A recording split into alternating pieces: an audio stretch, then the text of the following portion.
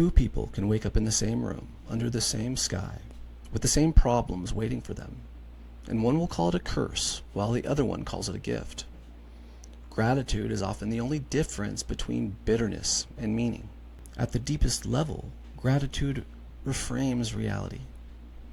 And what greater way to reframe our reality than by deliberately assigning meaning to it, each of us, the past, the present, and the future?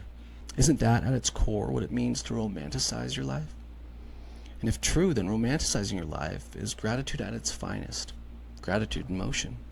Is this crazy talk? Straight from the mouth of a hopeless romantic? Maybe.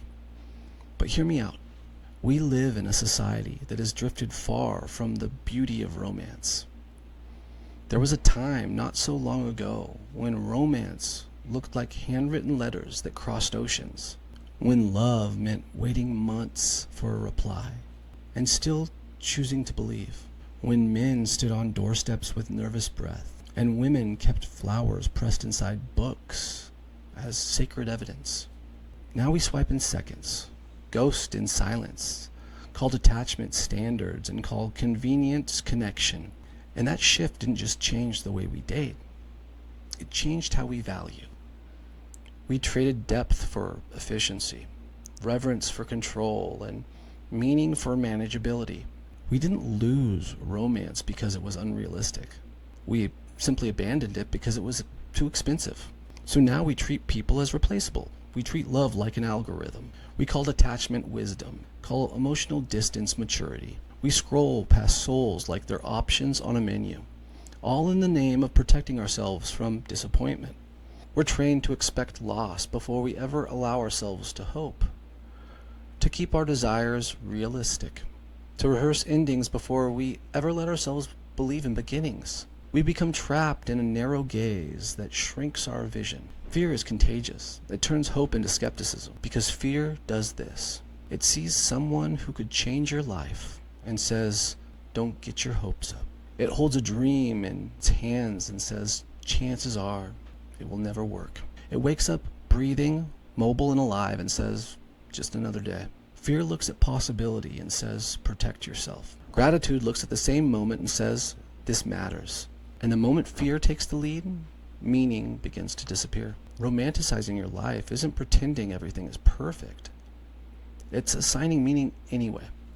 It's believing in love deeply enough to date with intention, not convenience. It's honoring the pain you've survived instead of pretending it didn't shape you. It's treating something as small as a cup of coffee in the morning like it actually matters. Not because it's rare, not because it's flawless, but because it's yours.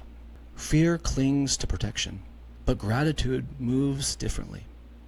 Gratitude admits the risk. It acknowledges the odds, and it still chooses intention anyways.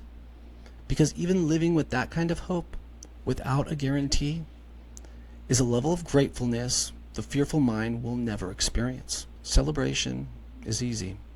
Anyone can celebrate when things go right. But attention, that quiet, deliberate act of presence, that takes faith. Fear clings to protection, but gratitude moves differently.